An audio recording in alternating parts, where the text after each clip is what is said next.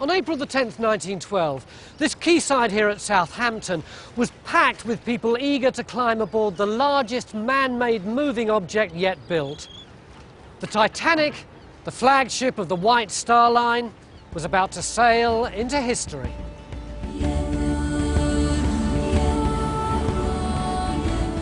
Most people know what happened next. The so-called unsinkable ship,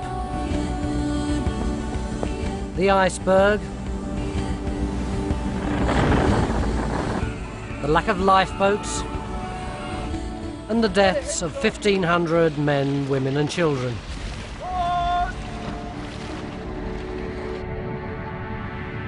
Since the wreck site's discovery in 1985, archaeologists, scientists and historians have explored and analysed Titanic's rusting hull, unlocking some of her secrets.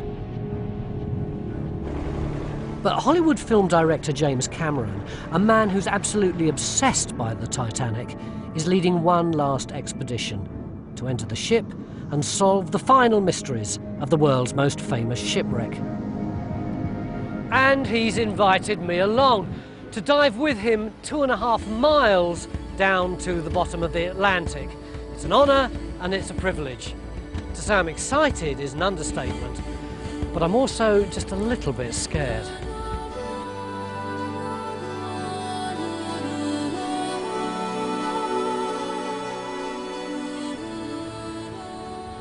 This is St John's, Newfoundland, one of the oldest cities in North America.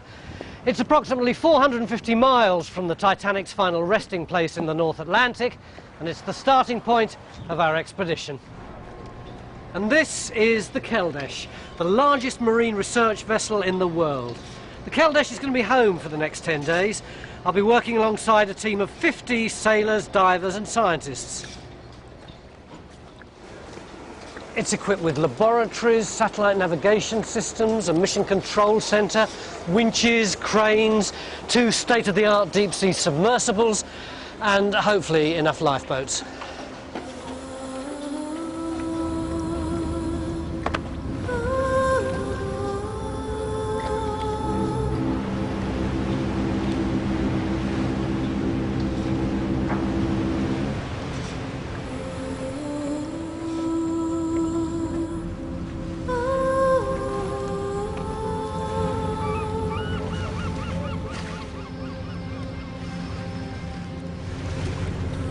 With an average speed of only 10 knots, half that of the Titanic, it's going to take the Keldysh almost 2 days to reach the wreck site. We head out over the treacherous Grand Banks of Newfoundland and into the deep water of the abyssal plain of the North Atlantic. I'm scheduled to dive in 7 days, so I've got plenty of time to immerse myself in the expedition and meet the team. After making 35 dives and spending over 300 hours exploring the wreck, this is to be Oscar-winning movie director James Cameron's final expedition to Titanic. He's assembled an international team of Titanic experts, from marine archaeologists and scientists to fibre optic cable guys and underwater robotics experts. The Americans, Kiwis, Canadians, Russians and Brits share Jim's passion for all things Titanic. It's like a shuttle launch, you know, you get all keyed up, you get in there, you're all installed, you're ready to go. On his last remaining dives, Jim's great goal is to penetrate the wreck deeper than ever before, entering the decadent Turkish baths, the tangled machinery of the wireless room, and the luxurious first-class passenger cabins. Oh, say it's not the clock. Say it is not the clock on the mantle. Oh my God!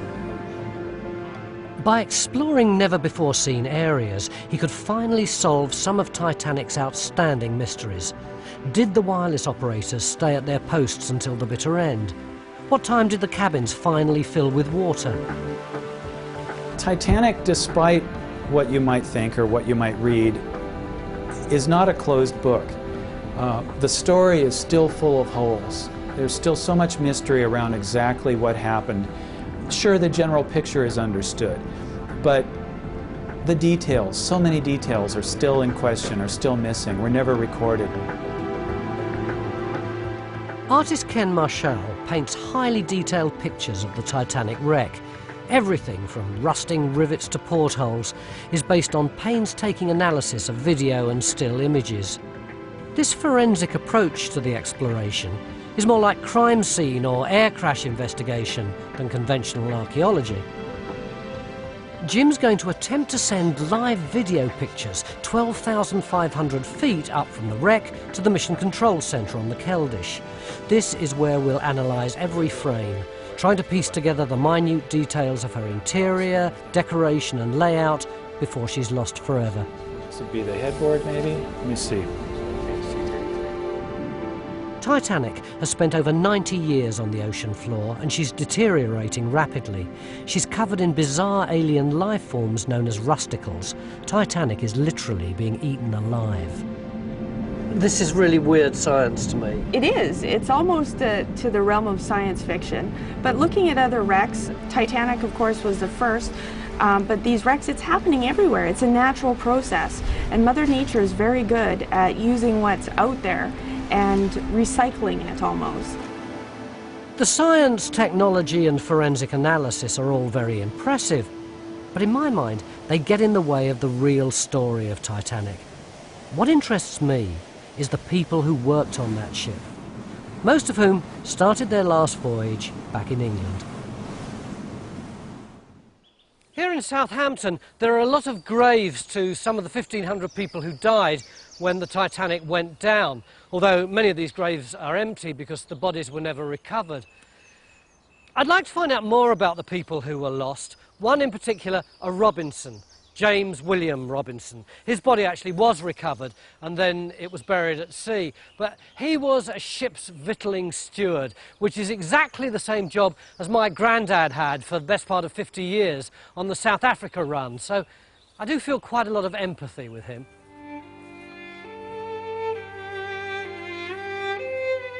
Of all the Titanic graves in and around Southampton, this has got to be the most poignant. It belongs to Frederick Fleet.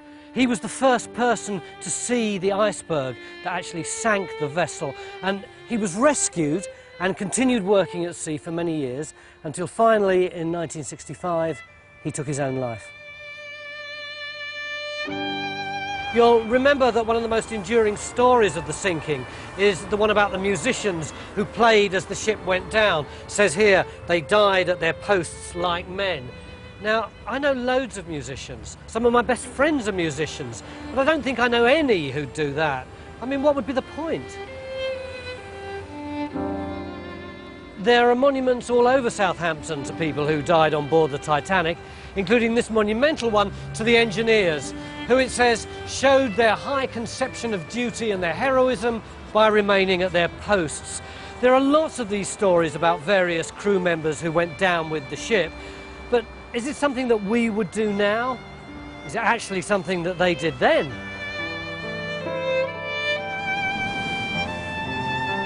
After 36 hours and almost 400 miles, we're nearly at the place where Titanic foundered. There's nothing here that even hints at the scale of the disaster. The ocean's so empty and vast, it feels a million miles from Southampton. But in a few days' time, I'm hoping to get so close to the place where Frederick Fleet first spotted the iceberg, I might almost touch it.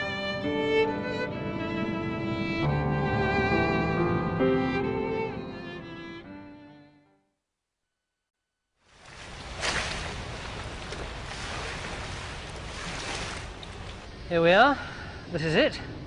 Somewhere under my feet is the wreck site that we're looking for. It's an extraordinary thought, isn't it? There's a real ghostly air about this place, and I don't think it's just because I know that the Titanic foundered in these waters.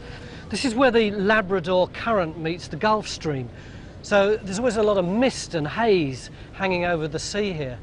Imagine what it would have been like on a moonless, freezing April night. It's hard to get your head around the extent of this ocean. We're 2 days out of Newfoundland and we haven't come across one single ship, and it's hundreds of miles in each direction before you hit land. And below us is one of the deepest parts of the Atlantic. It's something like 2.5 miles before you reach the bottom. If I chuck this walkie-talkie over the edge, it would be over 5 minutes before it reached the bottom. Not that that was necessarily the case for the Titanic. Some people say that it would have floated down like a leaf in the wind, although others say that it probably torpedoed down until it hit the bottom with an explosion which was the equivalent of a small nuclear blast. But whatever happened, it buried itself something like 50 feet into the ocean floor, and miraculously, when it landed, it was still the right way up.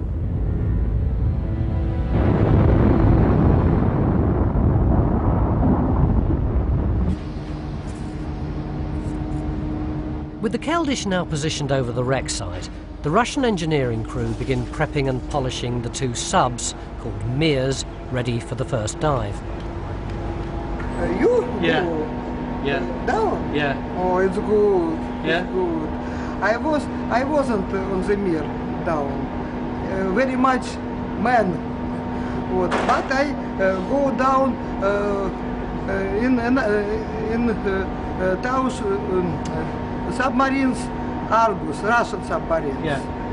I was pilot and go You're down. pilot?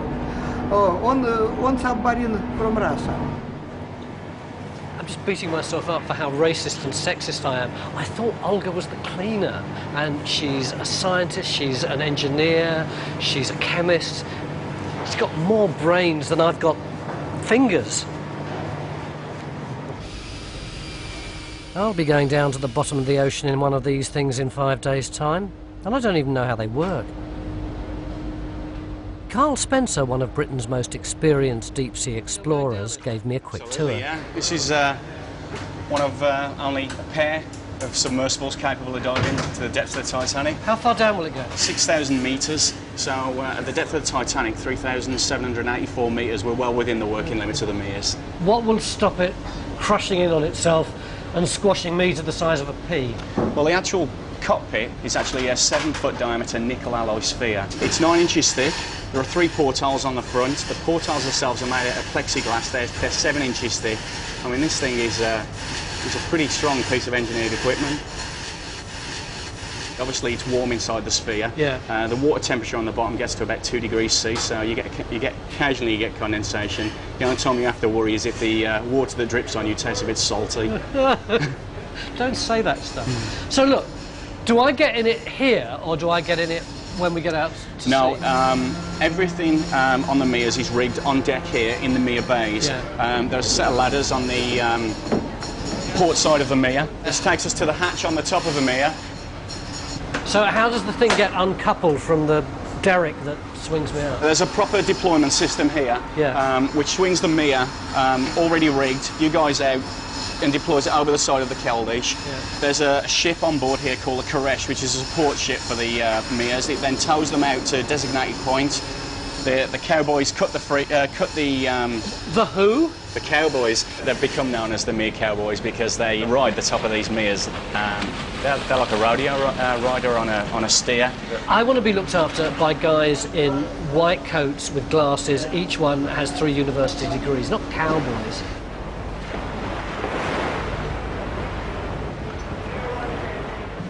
We've got a bit of a problem actually, which is that there are loads of currents here, not just on the surface, but halfway down and cross currents too. And we can't chuck an anchor down 2.5 miles.